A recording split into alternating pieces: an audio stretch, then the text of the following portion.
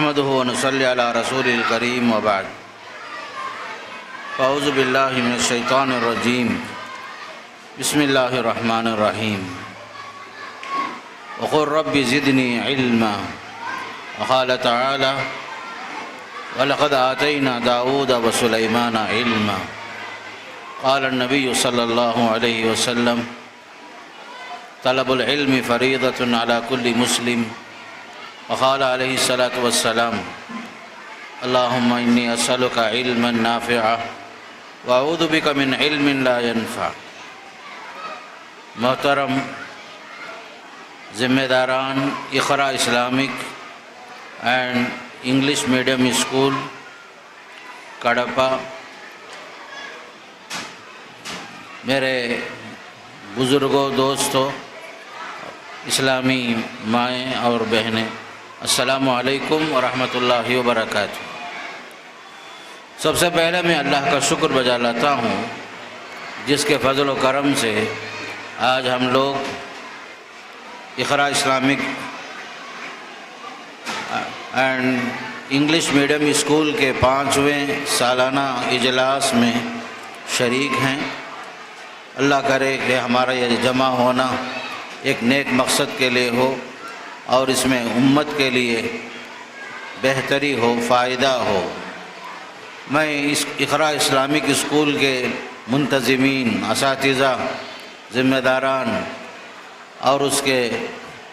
چلانے والے تمام حضرات کو مبارکبادی پیش کرتا ہوں کہ آپ حضرات کی محنتوں کا ابھی ہم نے مشاہدہ کیا۔ الحمدللہ ہمارے بچے اور بچیاں بہترین مظاہرہ کر رہے تھے، تقریر کی شکل میں، نظموں کی شکل میں، دینی معلومات کی شکل میں، مکالمے کی شکل میں۔ اللہ کرے کہ یہ ہمارا اسلامک اسکول آئندہ چند سالوں میں ترقی کرتے کرتے ہائی اسکول اور +2 کے علاوہ ایک اسلامک ہی نہیں بلکہ انٹرنیشنل اسلامک اسکول کے درجہ حاصل کر لے، قوم اور ملت کو فائدہ ہو، آمین۔ محترم حضرات، ابھی اس موقع سے مجھے آپ حضرات سے 2-4 باتیں علم اور تعلیم اور تربیت سے متعلق کچھ باتیں آپ کے سامنے رکھنے کی ضرورت ہے۔ سب سے پہلی بات، آپ حضرات کو معلوم ہونا چاہیے کہ ہمارا جو دین ہے سب سے زیادہ اہمیت اس میں ایجوکیشن کو ہے، تعلیم کو ہے۔ ایجوکیشن از پاور کہا جاتا ہے۔ اس کے لیے آپ کو معلوم ہونا چاہیے کہ سب سے پہلی آیت جو قرآن میں نازل ہوئی، اقرأ بسم ربک الذی خلق، سب سے پہلے پڑھنے کا حکم دیا گیا، تعلیم کا حکم دیا گیا، عبادات کا حکم نہیں دیا گیا۔ اس لیے کہ تعلیم سے ہی بندہ اپنے رب کو پہچانتا ہے، اپنے ماں باپ کے حق کو پہچانتا ہے، بھائی بہنوں کا حق پہچانتا ہے۔ انسانیت کا اہم سبق اسے علم کے ذریعے سے ہی حاصل ہوتا ہے۔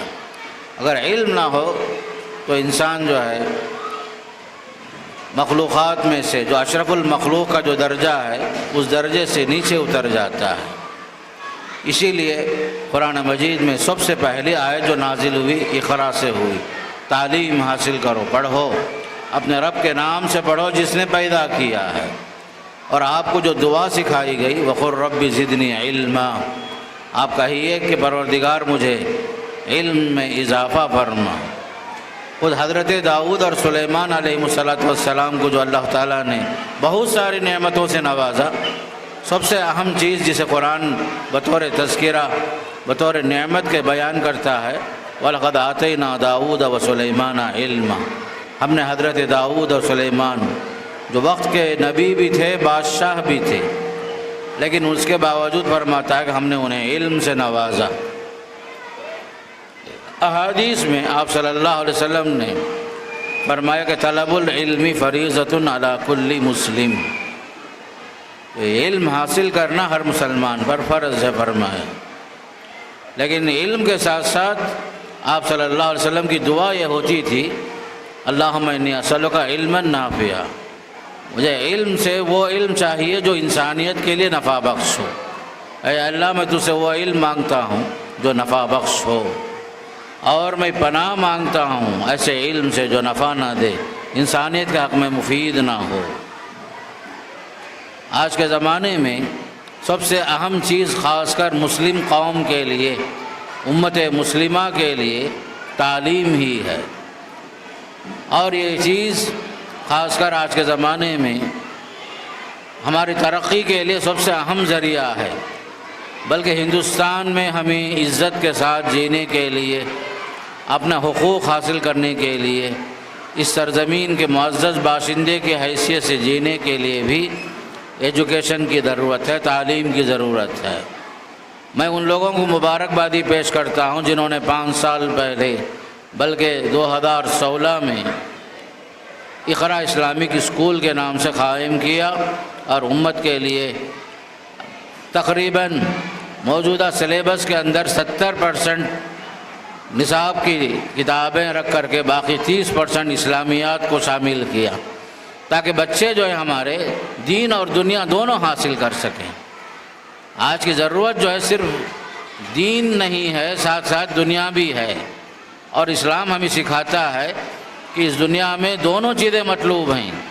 دینی علوم کی بھی ضرورت ہے اور عصری علوم کی بھی ضرورت ہے۔ وقت کے چند سالوں میں ہی تفریق آئی، ورنہ سارے علوم اسلامیہ ہی تھے پہلے۔ مدارس کے اندر دینی علوم بھی پڑھاتے تھے، عصری علوم بھی پڑھاتے تھے، اطباء بھی وہاں سے فارغ ہوتے تھے، علماء بھی فارغ ہوتے تھے، سائنسدان بھی فارغ ہوتے تھے، جیسے ابو علی سینا وغیرہ مشہور ہیں، امام غزالی وغیرہ مشہور ہیں۔ لیکن بعد کے ادوار میں ہر چیز میں تقسیم آئی، پھر دینی اور عصری علوم کے نام سے تقسیمات الگ الگ ہو گئے۔ آپ صلی اللہ علیہ وسلم نے اس علم کو بہت اہمیت دی۔ آپ صلی اللہ علیہ وسلم نے سن 2 ہجری میں مسلمانوں اور غیر مسلموں کے درمیان جو جنگ ہوئی تھی، جنگ بدر کے نام سے مشہور ہے، آپ سنتے ہیں، وہاں پر بہت سارے لوگ غیر مسلم حضرات قید کیے گئے تھے۔ انہیں فدیہ میں دینے کے لیے، اپنی آزادی کو حاصل کرنے کے لیے کچھ نہیں تھا ان کے پاس، تو آپ صلی اللہ علیہ وسلم نے جو قیدی پڑھنا لکھنا جانتے تھے، مسلمانوں کے 10 بچوں کو تعلیم دینے کے لیے آپ صلی اللہ علیہ وسلم نے انہیں مکلف کیا اور ان کی رہائی کا انتظام فرمایا۔ پھر آپ صلی اللہ علیہ وسلم کے دور میں ایسی شادیاں بھی ہوئی، بعض صحابہ کے پاس مہر میں دینے کے لیے کچھ نہیں تھا، آپ صلی اللہ علیہ وسلم نے پوچھا ان سے کہ آپ کے پاس کیا قرآن مجید کی چند صورتیں تمہیں یاد ہیں؟ تو جب وہ صحابی کہنے لگے کہ ہاں میرے پاس قرآن کی فلاں آیتیں میں جانتا ہوں، ذرا بچوں کو کنٹرول کرو بھائی، یہ ہنگامہ بہت زیادہ ہے، آواز بہت زیادہ ہے، خاص کر یہ جو فین ہیں اس سے بھی آواز زیادہ ہو رہی ہے، یہ جو بڑے بڑے فین ہیں۔ تو آپ صلی اللہ علیہ وسلم نے غیر مسلموں سے مسلمانوں کے بچوں کو پڑھانے کے لیے یہ کہ قیدی کو جو ہے 10 بچوں کو پڑھانے کا مکلف قرار دیا، اور ان کی آزادی نہ آپ صلی اللہ علیہ وسلم نے انہیں آزاد فرمایا۔ خصوصاً آپ صلی اللہ علیہ وسلم کے دور میں ہم دیکھتے ہیں وہ زمانہ ضرور تھا، لوگ پڑھنے لکھنے والے کم ضرور تھے، اس کے باوجود آپ صلی اللہ علیہ وسلم نے ایسی تعلیم اور تربیت کا انتظام فرمایا، صحابہ میں اسپیشلسٹ آپ نے تیار فرمایا، مختلف علوم اور فنون میں، حلال اور حرام میں بعض صحابہ کو آپ نے تخصص کے ذریعے سے، اسپیشلسٹ کے ذریعے سے بعض صحابہ کو آپ نے تعلیم دی، بعض صحابہ علم میراث میں ماہر تھے، بعض صحابہ قرآن کی تعلیم اچھا پڑھنے والے، ایسے بھی لوگ تھے۔ آپ صلی اللہ علیہ وسلم نے فرمایا کہ قرآن سیکھنا ہے فلاں صحابی سے سیکھو۔ میدان سیاست میں کچھ لوگ ماہر تھے، آپ صلی اللہ علیہ وسلم نے انہیں اسلامی سیاست بھی سکھائی، تعلیم میں، تربیت میں، بلکہ دنیا کے ہر میدان میں سیاسی اعتبار سے، سماجی اعتبار سے، معاشی اعتبار سے مفید معاشرہ آپ صلی اللہ علیہ وسلم نے قائم فرمائی۔ تو آپ کا دور جیسے کچھ گزرا، اس زمانے میں ہی تعلیم کا چرچا عام ہونے لگا، گھر گھر میں علم کا چراغ روشن ہوا، جہالتیں ختم ہوئی، بلکہ قریب کے زمانے میں 100 اہم شخصیات پر مائیکل ہڈسن نے کتاب لکھی دا 100 میں، اس میں عظیم شخصیات کو اس نے جمع کیا۔ اس نے سب سے پہلے آپ صلی اللہ علیہ وسلم کو شمار کیا، اس میں آپ کے بارے میں لکھا۔ لوگوں نے پوچھا کیا وجہ ہے کہ محمد صلی اللہ علیہ وسلم کا نام دا 100 میں سب سے پہلے ہے؟ اس کا جواب اس نے یہ دیا، میں نے سب کا مطالعہ کیا، ارسطو کو دیکھا، سکندر کو دیکھا، بلکہ جو اس زمانے میں انبیاء علیہ السلام میں عیسیٰ علیہ السلام، موسیٰ علیہ السلام، ان سب کے حالات کو میں نے دیکھا۔ ان کی تعلیم کے اندر یا تو دین ہے یا تو دنیا ہے، لیکن آپ صلی اللہ علیہ وسلم کی سب سے اہم خصوصیت یہ ہے، آپ نے دین کے ساتھ دنیا کو بھی آپ نے اہمیت دی، دونوں قسم کے علوم کو آپ صلی اللہ علیہ وسلم نے اہمیت دے کر کے امت کو جو ہے ایک بہترین امت، خیر امت کے لقب سے نواز کر آپ صلی اللہ علیہ وسلم نے بہترین گائیڈنگ فرمائی اور آپ صلی اللہ علیہ وسلم نے بہترین رہبری فرمائی۔ آج کا دور خصوصاً تعلیم کا دور ہے، تعلیم کا زمانہ ہے، یہ علم کے ذریعے سے ہماری عزت ہے، بلکہ آپ کو معلوم ہونا چاہیے کہ علم کے میدان میں خاص کر آپ صلی اللہ علیہ وسلم نے اپنے بارے میں بتایا، انما بعثت معلما، میری حیثیت معلم کی ہے، مدرس کی ہے، استاذ کی ہے، مجھے اللہ تعالیٰ نے معلم بنا کر مبعوث فرمایا۔ اس سے خود اندازہ ہوتا ہے کہ تعلیم کا کتنا اہم مقام ہے۔ آپ کی بعثت کا مقصد خود بتایا گیا کہ آپ معلم کی حیثیت سے دنیا میں تشریف لائے ہیں۔ سکندر اعظم کہتے ہیں کہ والدین مجھے دنیا میں لائے، لیکن میرے استاذ نے مجھے زمین پر سے آسمان کی طرف اڑنا سکھایا۔ تو اس سے بتانے کا مقصد یہ کہ ایک استاذ کا مقام کتنا اونچا ہے، بلند ہے، کہ ایک استاذ جو ہے وہ چیزیں سکھاتا ہے جو ماں باپ نہیں سکھا سکتے، ایسی تربیت کرتا ہے، ایسی تعلیم دیتا ہے جو اس کے گھر میں حاصل نہیں ہوتا۔ اس لیے میرے دوستو، خاص کر آج کے زمانے میں اپنے اساتذہ کا احترام کرنا بھی ضروری ہے، اپنے اساتذہ، اپنے ادارے کا خیال رکھنا، اور خصوصاً جہاں سے ہم تعلیم حاصل کرتے ہیں وہاں کے انتظامیہ اور اس ادارے میں پڑھانے والے اساتذہ، یہ سب کے سب قابل احترام ہیں۔ ان حضرات کی بڑی کوششیں ہوتی ہیں، تعلیم کے ذریعے سے افراد سازی ہوتی ہے، تعمیر شخصیت، ایک شخصیت کو نکھارنے کے لیے، ایک آدمی کو اچھا انسان بنانے کے لیے تعلیم کی ضرورت پڑتی ہے۔ نبی کریم صلی اللہ علیہ وسلم نے خصوصاً یہ ارشاد فرمایا، طلب العلم فریضۃ علی کل مسلم، ہر مسلمان پر علم حاصل کرنا ضروری ہے۔ آپ دیکھیے سورہ رحمان کی شروعات میں نعمتوں کا تذکرہ ہے، بطور نعمت اللہ نے فرمایا الرحمن علم القرآن، آغاز میں ہی فرما دیا رحمان وہ ہے جس نے قرآن سکھایا۔ تعلیم قرآن کو بھی نعمتوں میں سے سب سے بڑی اور اہم نعمت کے طور پر اللہ تعالیٰ نے اس آیت میں ارشاد فرمایا۔ آزادی ہندوستان کے بعد آپ دیکھیں گے تقریباً 75 سال ہو گئے ہم لوگ ہندوستان، آزاد ہندوستان میں جیتے ہیں۔ یہاں پر یونیورسٹیاں ہیں بہت، لیکن مسلم قوم کی تعلیم اور تربیت کا اندازہ اگر آپ جو ہے لگانا چاہیں گے تو مسلم قوم سب سے پیچھے ہے۔ مسلم ممالک اگرچہ کہ 50% ضرور ہیں، لیکن یونیورسٹیاں بہت کم ہیں۔ ہم نے ہندوستان میں 100 سال حکومت کی، لیکن افسوس کی بات جو ہے وہ چیزیں بنائے جیسے قطب مینار ہے، تاج محل ہے، بہت سارے عمارتیں ہم نے بنائی ضرور، لیکن فائدہ کیا ہوا؟ امت کا فائدہ اس سے کیا ہوا؟ اس سے سب سے زیادہ اگر وہ زمانے میں ہی ہمارے اکابر، جن لوگوں کو اللہ نے موقع دیا ہندوستان میں حکومت کرنے کا، یونیورسٹیاں قائم کرتے، تعلیم کے میدان میں قربانیاں اگر پیش کرتے، تو ہماری قوم یہاں ہندوستان میں 20 کروڑ آبادی کے اندر ہماری جو حیثیت تعلیم میں 4-5% سے زیادہ نہیں ہے۔ آزادی سے پہلے ہم لوگ جو ہیں 40-45% حکومتی عہدوں پر تھے ہندوستان کی آزادی سے پہلے،